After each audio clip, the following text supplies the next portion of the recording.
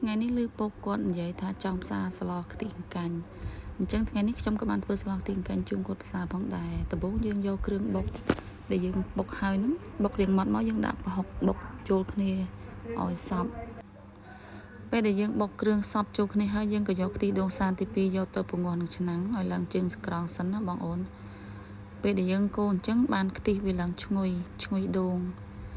បន្ទាប់មកខ្ញុំក៏បានយកគ្រឿងដែលខ្ញុំបុកអំបញ្ញមិញដែលយើងប៉ាន់ចូលគ្នាហ្នឹងយើងយកកូរវាឲ្យសព្វកូរឲ្យវាឡើងឈ្ងុយហើយចាំយើងបន្ថែមគ្រឿងទេសអីផ្សេងទៀតឥឡូវនេះខ្ញុំបានបន្ថែមម្ទេសក្រហមម្ទេសហ្នឹងតាមពិតខ្ញុំអត់ទិញអាម្ទេសដែលគេស្ងោរយកមកគេច្រាមទេខ្ញុំទិញអាដែលគេកិនស្រាច់គឺវាងាយស្រួលតែម្ដងយើងចាប់ផ្ដើមកូរវាឲ្យឡើងក្រៀមឲ្យឡើងក្លិនឈ្ងុយចាំយើងថែមគ្រឿងទេសផ្សេងទៀតពេលដែលយើងកូរគ្រឿងហ្នឹងយើងកុំភ្លេចកោសឆ្នាំងផងដើម្បីកុំឲ្យវាខ្លោចបាតឆ្នាំងបងអូន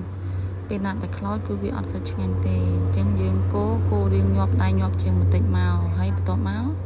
ខ្ញុំក៏បានថែមជាមួយនឹងខ្ទិះបន្តិចដើម្បីឲ្យវារៀងសើមទៅកុំឲ្យវាខ្លោចបាតឆ្នាំងឲ្យវារៀងឆ្អិនគ្រឿងបងអូនហើយក៏ព្យាយាមកូរគ្រឿងបន្តទៀតដើម្បីឲ្យវារៀងឆ្អិនពេលដែលយើងមើលទៅឃើញគ្រឿងយើងរៀងឆ្អិនហើយយើងក៏បានបន្ថែមសាច់មាន់ដែលយើងបានស្ងោររួចហើយជាសាច់មាន់ហ្នឹងគឺខ្ញុំអត់បានដាក់សាច់មាន់កាប់ហើយភ្លាមគឺដាក់ភ្លាមនេះអត់ទេសាច់មាន់ហ្នឹងគឺខ្ញុំស្ងោរម្សៅហើយព្រោះអីមាន់ហ្នឹងវាស្វិតខ្លាំងពេកព្រោះអីមាន់មេគឺមាន់វាចាស់មាន់ហ្នឹងយូរហើយ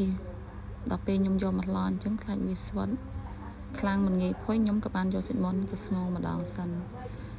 ហើយក៏បានបន្តកូររហូតទាល់តែរៀងផុយរៀងក្រៀមខាស់ទឹកប្រៃបានថែមគ្រឿងទេសអីផ្សេង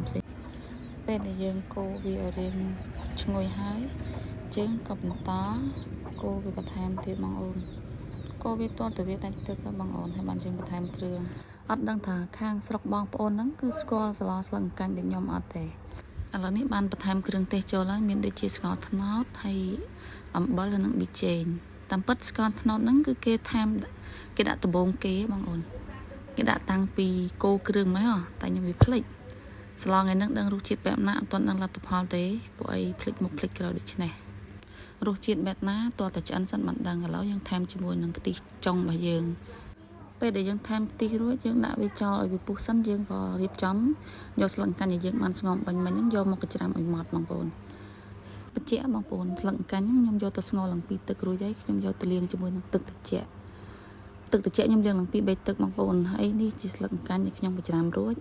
បន្ទាប់មកខ្ញុំក៏បានមកមើលស្លវារៀងពុះហើយក៏បានភ្លក់សាច់មើលក៏វារៀងផុយ